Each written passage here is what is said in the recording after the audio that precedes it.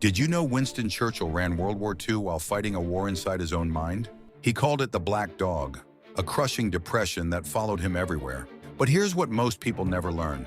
Churchill didn't just survive it, he built a system around it. He painted, he laid bricks, he worked with his hands when his mind turned dark, not to escape the feeling, but to redirect the energy underneath it. He scheduled his hardest decisions for mornings, when his mind was sharpest. He protected his sleep like a military asset. He surrounded himself with people who challenged him, not comforted him. And here's the thing modern psychology confirms. The same sensitivity that made him vulnerable to depression also made him feel danger more deeply than anyone else in the room. His darkness was the source of his clarity. The traits you're most ashamed of may be the ones carrying your greatest strength. The question isn't how to silence what you feel, it's how to lead with it.